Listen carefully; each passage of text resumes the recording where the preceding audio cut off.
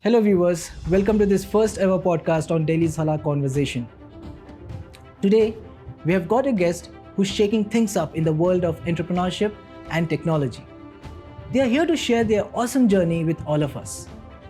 This guest isn't just any ordinary person. He's a serial entrepreneur, a savvy lobbyist, and a big shot networking pro on the global stage. But you know what's really cool about him? He's also down to earth and totally in touch with nature. Yep, he's also known as a date farmer.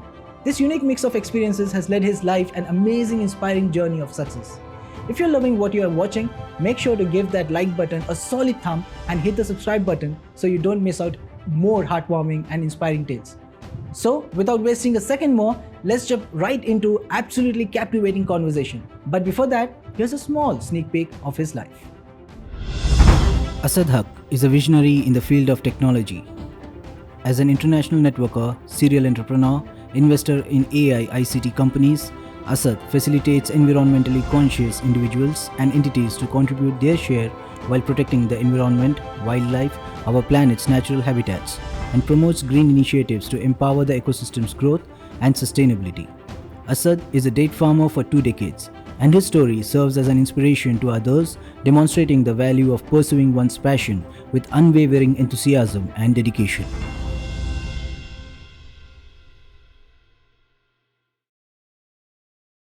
Hello, sir. First of all, thank you very much for giving your time for Daily Salar Conversation.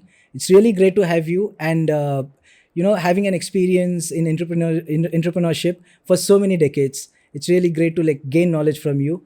But first of all, asking going to the tech side, I want to ask you the first question to be what is date farming, sir? This is the first time I'm hearing the date farming, and it's coming from you who has been into tech and in the artificial intelligence industry and all that. So it's really I want to know what date farming is and how did you get the name date farmer? Well, thank you for having me over at the Salar Daily digital channel. Appreciate your time. It's been a long journey, Yusuf. It's been a long journey where, I have been quite interested in nature and farming, agriculture. I think it runs in the DNA because my grandfather was the chief conservator of forests for the Mysore state those days. So anyway, as I said, this passion of mine was there from a very early age, where I used to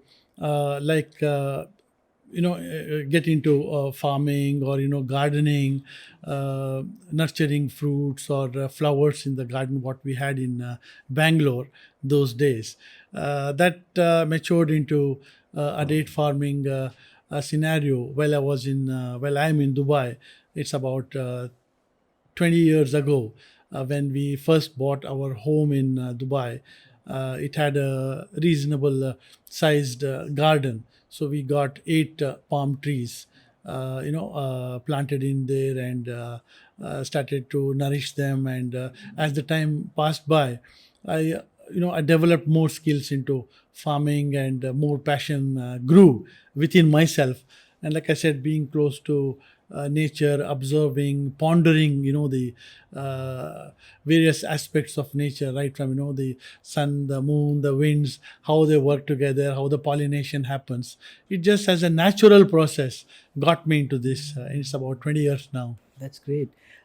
So you have gone from Bangalore to Dubai, and Bangalore is very well known for its nature, and in Dubai having its geographical conditions, wasn't it a bit difficult for you to understand the whole climate condition there and doing the date farming there? Like I said, we obviously need to fine tune and customize what would suit the nature of the specific place. And Dubai or the Middle East being a desert by and large, the only thing what would grow naturally is dates. And this is something that was always passionate for me, like I said. And also, when we refer to our holy scriptures, the Holy Quran, Almighty has mentioned the date and the date palm 22 times. So it basically classifies as a divine fruit. So having that in mind, because we always used to have dates while opening our fasts, and gifting people when we visit each other with dates. So that made it compounded in terms of the interest that I had, and the whether the terrain suits date farming, and so that's how I got into that. That's really a beautiful story, sir. Now, coming to like, you have spent 3 decades of your time in entrepreneurship and in the industry, right? So, how did it all start? Like, what motivated you? Or maybe, like, we have a saying that, a man has his own plans, but Almighty has his own decisions for you. Yeah. And how did it all just come to? I think, I've studied in Bangalore. I was graduated out of the RV College of Engineering at Bangalore University in mechanical engineering with CAD CAM as my specialization. And well before the results were announced, I was fortunate to be hired by Infosys. Those days, 1998, 1989 was, one of the top companies. Like how it is today, it's a world renowned company. I was hired by Mr. Narayan Murthy and Nandan Nilekani themselves, and then they basically groomed me to into the industry, where I was given some tasks of marketing software produced by us, and also some package softwares which we had acquired from the US. So that's how I was lucky to be mentored by the two stalwarts of the Indian IT arena, and till today I cherish the day I was hired at Infosys, and how we got the training, the orientation, the way how you develop a software, the codes behind that. Though I was not a developer, but I was more on the marketing and business development, sales of the softwares that were developed there all across the country. We used to travel, so that's how I got a fantastic. I think platform to start my career. And then having said that, I moved to Dubai in 1990 mid. Since then, there's been no looking back. So it's about 33 years now in the industry, in various phases, various stages of growth, which have propelled and brought me to the level where I am today. And I'm grateful to everybody who has been a part of this, system, who's helped me, trained me, mentored me, brought me to this level. So it's a lot of gratitude I have for a lot of people Definitely in the industry. That's really great. As you said that you started your career in 1989, and that was the time when I was born. So, like definitely, it's been a very long journey for you, and being in the industry, as you said, you have done your degree in CAD and CAM. How difficult was it for you to understand the whole marketing? That's different altogether. That's a different category, right? No, I would say that having a base of engineering degree as a platform, it is left to one's desire and acumen where you would want to lead your career into. And this would also be my message to the people who would listen to this, the youngsters especially. You can have a degree in any platform, but then what is your acumen and how you would want to fine tune and grow that into your career path is something that an individual has to decide. And I thought that I was always good in selling things and marketing stuff. With the background of in engineering, it really helped me to sell technology, right from those days, 33, 34 years ago to today, where the systems have changed, the products have changed, solutions in the industries have changed. So it's a natural process where you keep updating your skills and upgrading your knowledge base to suit the present requirements at any given point in time. So I would say that it depends on the individual, how hard you work, how much of knowledge would you want to gather on a daily basis is something that will bring you to a lot of success and a fulfillment of your desires. So, Dubai is your home now, but Bengaluru is your homeland. So I just wanted to ask, how frequently do you visit India, and how much do you miss Bangalore? Bangalore is, a part of our DNA. Nothing can, detach us from our motherland. I mean, we have studied here right from the nursery to the engineering and everything in between. I played for the state schools in terms of being the best all rounder for cricket in the state for a couple of years. I was awarded various accolades from the then president Mr. M. Chinnasamy. So we have a lot of emotional, physical, and psychological connection to Bangalore, our home state, and this is where we got our education. In fact, you touched a good point, because I was recently invited to the Bangalore University, where as an alumni, I was invited by the registrar with the blessings of the vice chancellor himself to come and give a talk on AI and computer science, the new applications which are there in the market to the postgraduate students and the graduate students for AI within the university. And it was very well received, very well perceived by the young generation which is coming out of the degree. So I visited the university after 35 years, and I was very fortunate to be invited there, and they felicitated me. It was a very emotional, very gratifying event that happened last week, actually. It brought back your college days Yes. memories, right? Yes. And how much do you think it has changed, the college, the university, the last time you visited, and after 35 years? So I think there has been a fantastic growth in terms of where it was 35 years ago and where we are today. The university as stands number 3 possibly in India, next only to a couple of other universities. So I mean, they have grown breadth to width, and the kind of courses that they are offering with the university, with possibly 700 plus colleges affiliated to the Bangalore University. And I could see a lot of students coming in from international domains or different countries participating and enrolled into various programs here. So it really makes us proud that we are educating so many students from so many countries coming in from far and wide to make a career path, and that speaks a lot about what the university is offering. It's a great thing, I think. I just said that you gave a lecture in Bangalore University recently on artificial intelligence, and as we saw that as we're seeing right now that AI has disrupted a lot of things now. Yeah. Like AI has brought up so many changes in life. I it was a time when internet came and people were like very skeptical about what this internet is, and how now it has changed the life of so many people, and the lifestyle itself has changed. Yeah. So can you just give me a bit of knowledge about what artificial intelligence is, and how it is going to change the world in future, and how it is going to come into effect in ICT in your company? Yeah, I think the proliferation of the internet from the early 1990s to today, where we are with the Web 3 and the Industry 4.0, which is revolutionizing the way the automation or the manufacturing industries are going forward. And AI is an enabler, an influencer in every domain of all industries, not just the IT.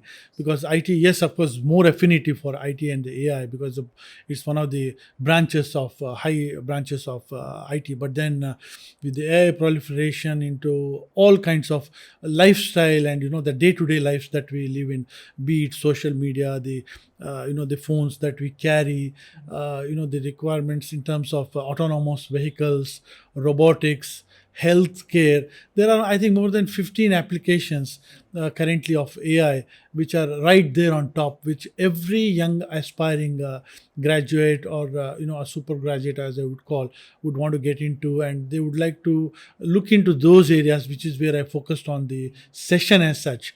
But then yes, every part of the industry, the businesses, you say banking or financial markets, like I said, healthcare, right from surgeon using robotics and the latest technologies enabling them to help, so they don't make micro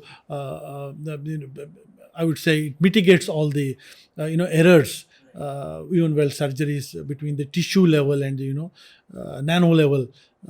So that's where is the proficiency and the proliferation of AI, and of course the backbone being the internet. Perfect. See, I get into a lot of graphic designing and video editing, and my whole work is in production and stuff. I've seen AI, right? Uh, it just does the work. It just does the graphic work in like, just in like 2 minutes or 5 minutes, which would take for me to sit and idealize and like, creatively think and do it in like half an hour or so, like maybe like 1 hour it might take. I just felt that, it's going to take take away the jobs. No, yeah, that's a good question that was asked by the university students also. That will they lose the jobs, especially if they're just coming into the marketplace. I said no, because it has opened about a lot of new opportunities, more opportunities. Yes, there could be some replacement of the human rudimentary jobs like in the car productions or very difficult, hazardous environments where human working would be very difficult in chemical factories, take it per se, where a robot could work 24 by 7 tirelessly. So that's where there could be some replacements for the betterment of the I think the society and the human health, also avoiding a lot of hazards. So having said that, there are the new opportunities which have emerged in programming, in controlling the robots, in making apps, algorithms, and of course using the technology itself is something that the youngsters and also the people already in the industry have to acclimatize themselves. It's a constant learning process. There is no stagnation in the industry. I, with an experience of 35 years till today, there is not a single day where I don't learn a new thing in terms of a technology or in terms of even simple things of connecting with new people or gaining knowledge or even cascading or transferring knowledge, that what we have learned and built over these 3 decades plus is something that everybody should instill in themselves. It's only then that life becomes more productive, challenging, constructive, and we look at giving back to the society, be it in our hometown or be it anywhere in the world. With the kind of technology and the platforms available today, you can really do a lot in terms of educating people in remote areas to having conferences or video related sessions to reach people or audiences who you would possibly never be able to reach some point in time or some years ago. Yeah, that's very true. So I can say that this is a myth that AI will replace your jobs. You can say that. I guess there Because are, like I said, I explained to you, there are certain areas which are risky, but then there is enough opportunity and more coming up as it we will speak. help you increase your productivity, if I have to say, Productivity, if you go along with it. absolutely. And the time scales are reduced, the security, the privacy of things, the whole lot of things which are advantages in terms of deploying the new solutions. Yes, there are certain things where the top CEOs of the so-called the Googles, the Microsofts are being discussing in the past few months in terms of regulations and getting AI policies rolled out within companies, within nations, and all of these technologies have got together. I would like to name our technologists here in the Indian subcontinent, Nandan Nilekani or Mr. Murthy, Azim Premji. All of these gentlemen have got together and putting a framework of regulatory ways how AI has to be handled, what are the risks behind that.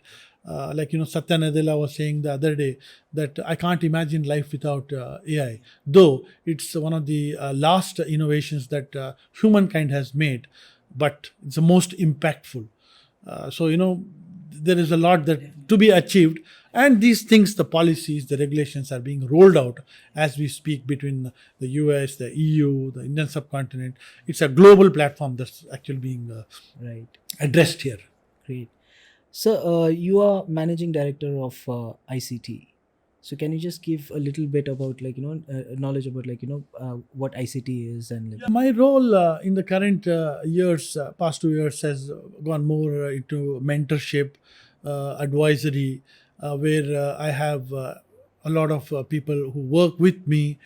Some of them are experienced as much or even more than me, and many are youngsters also. So what we're doing is I have taken up my own mandate to grow these. The younger generation coming up, mentor them, give them ideas, especially like you said, the ICT and the Zypher AI companies that we have started up a couple of years ago.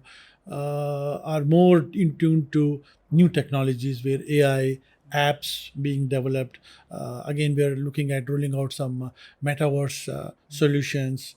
Again, use blockchain. So these are very new technologies being tested, tried. Yes, there are certain hiccups sometimes because the crypto uh, crashed some months ago. But then there's just hardly 1% of what blockchain or metaverse would offer, because it's just one application of that. Of course, being a financial application, there are certain waves in the marketplace. So we need to digest these and take this on a long term basis. So this is some of the areas where we also have some work going on in ERP, business analytics, business intelligence, dashboards we prepare across Microsoft, across SAP, across CRM, ERP solutions. So there's a whole lot of things that we are trying to achieve, and we are quite successful in what we are doing, mostly in the Middle East. Yes, we have certain backup offices here in Bangalore, where we use very good resources here, because the resources what come out of our universities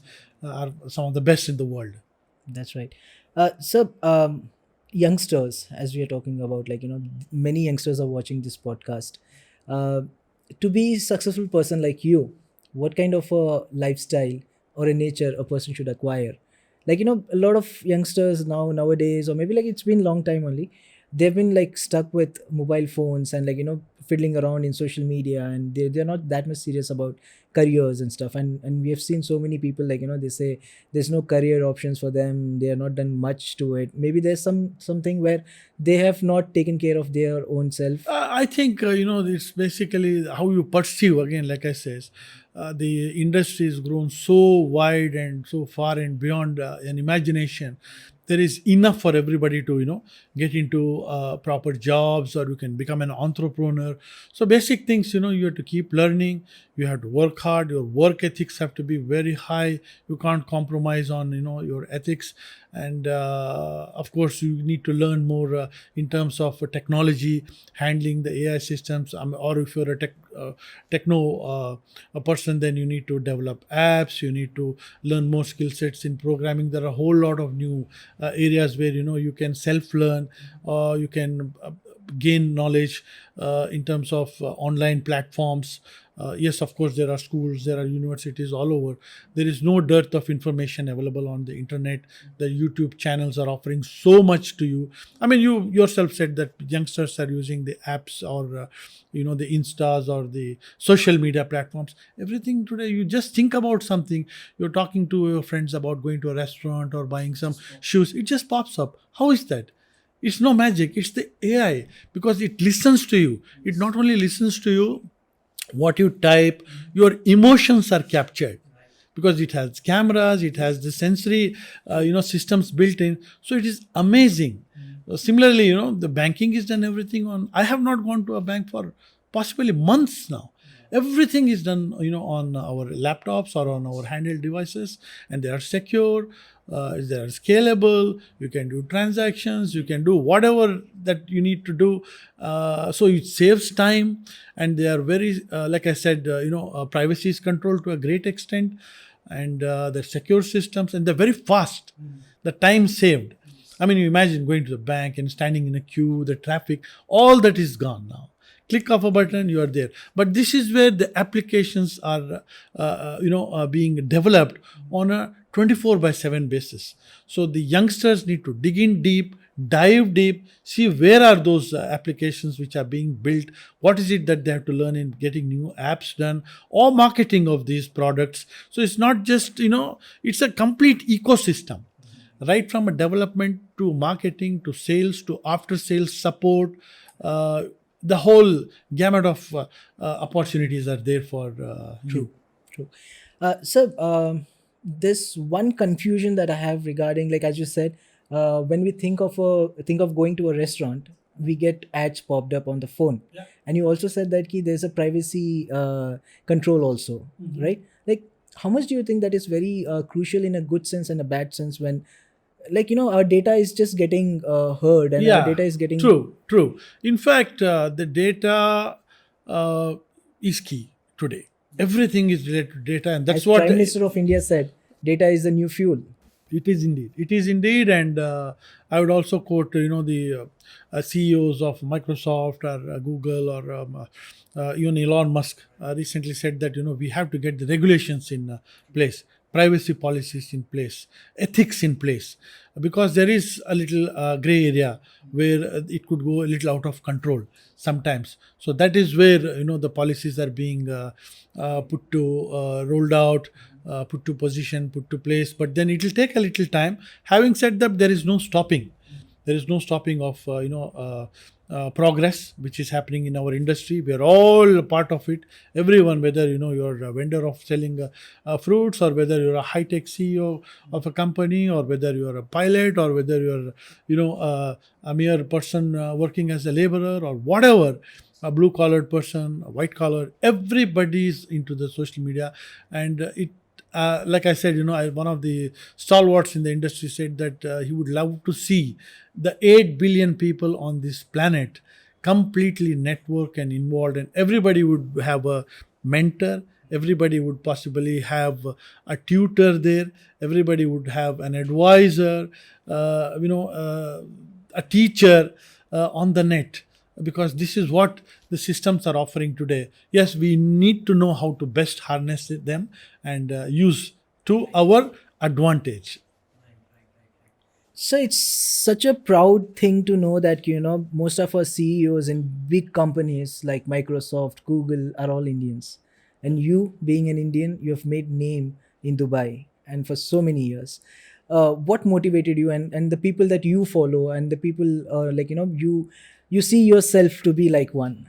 So Well, I think I'm just at the tip of the iceberg. I'm nowhere near the great stalwarts. But yes, we take a lot of inspiration from the people, who we really admire and we gain a lot of knowledge from. I would like to quote a few, quotes from these industry stalwarts.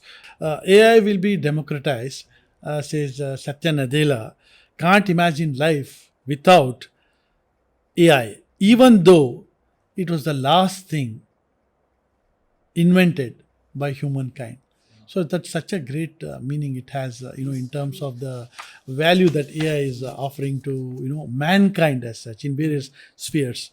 Similarly, Bill Gates says, I follow him a lot, and a lot of inspiration we get from these leaders. AI could transform education. He says it will be like a great high school teacher always gives useful feedback. This is something what he says. Elon Musk, on the other side, in the recent BBC interview, he did say, I think there should be a regulatory body establishing ethics and overseeing AI to make sure it does not present danger to public. That's something where the ethics and the policy regulation of AI is being formed and the frameworks are being built. I would also like to quote Sundar Pichai. They're doing a lot, and they're coming up with which is a competitor to OpenAI and ChatGPT 4 or 5. He says AI is more profound than fire or electricity or anything that we have done in the past. So, it's quite it's amazing quote coming from these people. And our Nandan Nilekani also says AI has huge potential to make a big improvement in productivity of people. Automatic code creation or generation is one big thing, because AI has the competence to automatically create or generate codes which will make programming very easy, very faster, various languages. So that's something that the software industry is very keen and to see how it is. I would also say on my own level that on one level AI is scary, on the other level it is extremely exciting.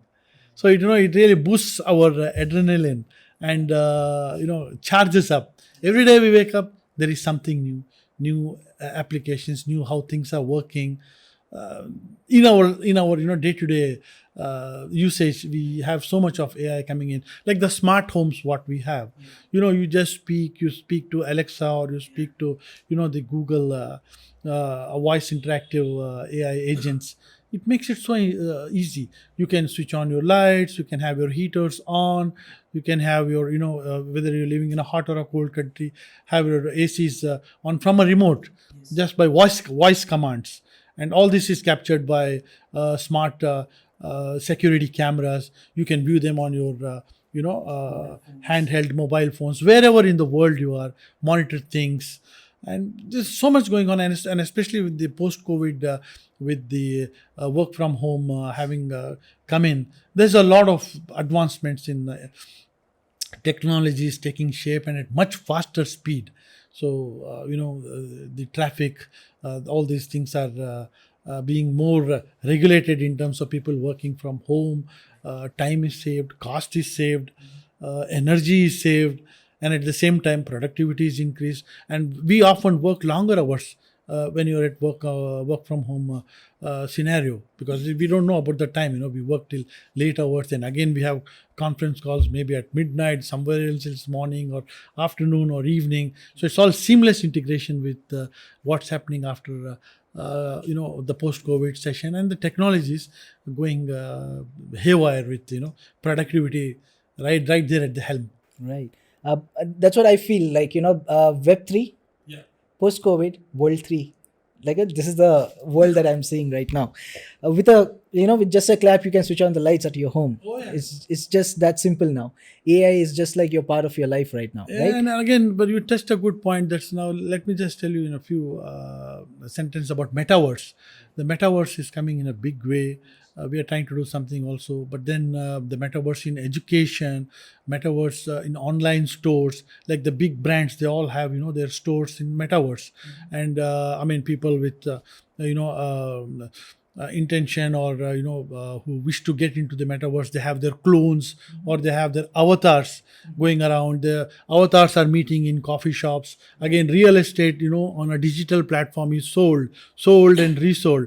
So you have so many transactions going in the metaverse world, whereby transactions could be the regular currency based, or it could be crypto. You're buying expensive stuff, you're buying your attire, your shoes, your belts from branded names, and then putting it on your avatar. Your avatar is meeting another avatar in a coffee shop in New York. They are speaking to each other, they have a community of their own, they are doing transactions, they are selling, buying, forging contracts. So it is a totally different world that's going on, and this is going to really reshape the way the world conducts business. It is already, but yes, there are certain disruptions. There is disruptive technologies coming in and out. So it's all getting streamlined and more mature as we speak by the day. So in 2017, around 2017, I was working on a project where I was doing virtual reality video recording and editing. So that time I realized this tech where you can record the video in 4 dimensions. Yes. And you have this headgear. When you wear it, you feel that you are in that place. And I had a lot of ideas at that point of time,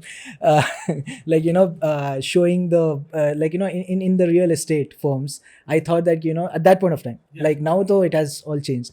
So at that point of time, I thought that just giving the gear to a customer and showing him his house, which is not there. Yeah, it's an correct. empty site. I'll just make him stand in front of It's the a empty site. total 3D immersive 3D experience. It's a immersive total 3D experience, immersive right? experience. You walk through it.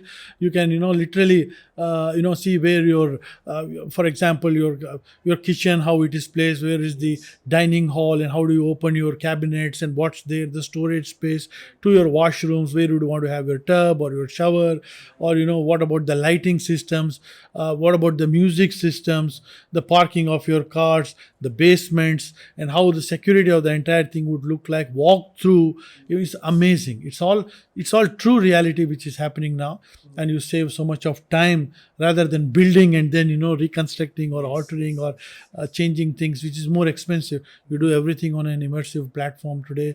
All these big companies have these solutions. And also coming to one point of medical healthcare, this is big time in the way technology has gone into electronic medical healthcare records of patients, thousands and millions and millions of patients have their medical records on electronic databases today, where a doctor need again, do a blood test from one clinic to another. You go, everything is on a central repository. If that comes into practice, some countries are where the doctor can pull out your information. Of course, there are protocols, there are security standards, because privacy is very important in terms of healthcare, or when financial institutions are concerned. So all these are in repositories, and there are millions of these cases which are scanned, images are scanned. So it helps in early detection of diseases. It could be cancer, it could be any kind of a disease where the symptoms would be analyzed through these AI systems, and prognosis can be done, or preventive analysis could be done, predictive analysis can be done, and treatment could start at a much earlier stage, which is really a boon in terms of I would say the intelligence and technology getting into healthcare. Again, like I said earlier, robotics has helped surgeons from all over the world to separate a nerve and a tissue, and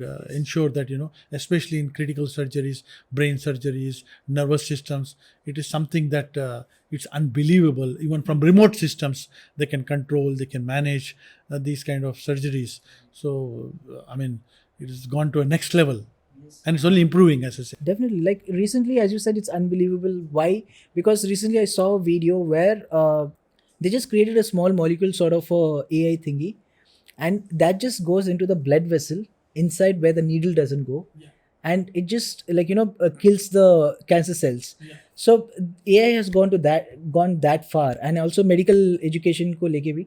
So where students are given the gear, and students are seeing that a person sitting somewhere in some other part of the world, and he's like doing the operation. Exactly. And students are learning from it. This is what is heading to. It's And your company's Cypher, we are into, like I said, getting into, it's a startup into a blockchain and metaverse, and certain user cases we are trying to develop, implement, and do some proof of concepts within various industries there.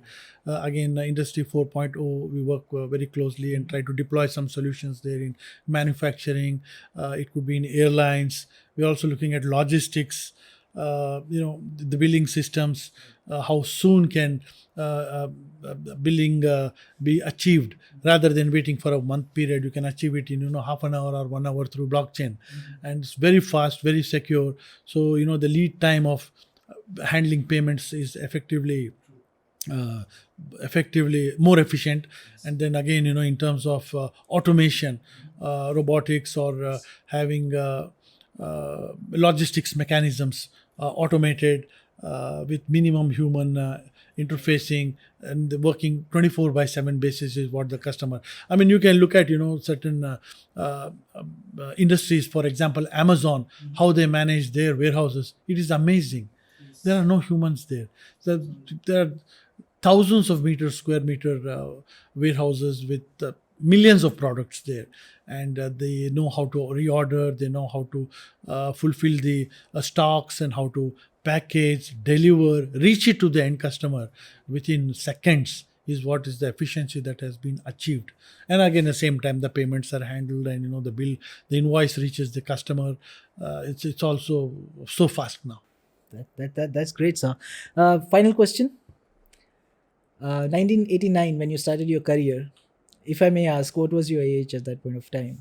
Good question. Yeah, I think I was around 24 years. Right. 24 years, immediately after graduation. So now, yeah. 24 years Yeah. old Asad Haque, if he was 24 years old now in 2023, what would Asad Haque think of, to get ahead in the career? And when you're telling AI is taking over, how would you prepare yourself to in this Like I said, fast-moving world? the recent This is for all the 24-year-olds and the younger generation. Yeah. And if it was Asad Haque, then how he would do that? yeah, it is interesting, because I have by the grace of God, I have the same energy, if not more, what I had those days. But the kind of opportunities which have come in now are multifold to what it was those days. Those days, the opportunities were limited. The verticals where one would want to choose a career path was again, within a few domains that you'd had to select. Today it is too vast, so it also makes it difficult for a young guy. Like I met these university students and talked to them about AI, their future and everything. This is where they were a bit confused because there are so many things going on in the industry. The platforms are so wide. Yes, they need to do a deep dive. They need to select the right program or industry where they would want to pursue a career.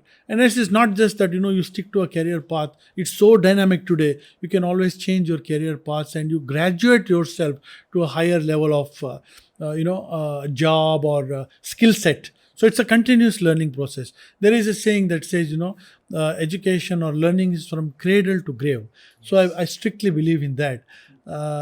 I also told the students, you need to keep doing that. Like when I started, right from selling software, packaged software to customized software, then I went to the Middle East and we were the first people with Hewlett Packard to assemble PCs in the region. So we assembled PCs. Then from PCs, we got internet done, coming into the PCs as multimedia devices which could communicate, we could see, we could have voice, video recognition systems then coming in. Then proliferation of internet went to a different level. Then we got IT security systems, firewalls, encryption. Then came the cyber security. So I mean, it's an evolution of technology of 35 years that we have I've experienced. And then came these newer technologies, the robotics, and now the AI. So it's been a life cycle change, right from assembling PCs to selling customized basic softwares to today where we are with the cloud computing and the data management, the analysis, the intelligence of data, the systems that could do to you is something phenomenal, I would say. Definitely. It's been really inspiring podcast for me. Like I've got to learn so many things from you. Moreover, no matter what age, you gotta be like keep going on with the changing times and technology. Absolutely, Right? absolutely. So, last message to all the youngsters and also to the people who are of your age, right? उनके लिए भी कि Yeah. I mean, I would say that there is no age which would stop you from learning, right from a graduate to a person who is my age or much senior than me. I know people who are in their 70s who are doing so well. I mean, look at the the Indian stalwart Amitabh Bachchan, like you have mentioned, how he hosts shows and how he uses the technology and the immersive platforms and encourages the younger generation also to get into that in terms of knowledge, in terms of technology, in terms of everything, the vast ocean that is ahead of us. Make it exciting, challenging, and be immersed in it, I would say. That's when your life would become productive, and this is where you would also learn to give back to the society and leave a legacy behind you, so people would remember you, that what you have done for your society, your country, the nation, or the world itself as a whole. This would be my final message. So there is no stopping. Keep at it. Be at it. Perfect. Definitely, we will be, and I would ask all youngsters also to go along with this quote, what Sir said in the end. And thank you, sir. Thank you My for pleasure. giving your time. And it was really a great podcast. And thank you. Thank you very much. Thank you.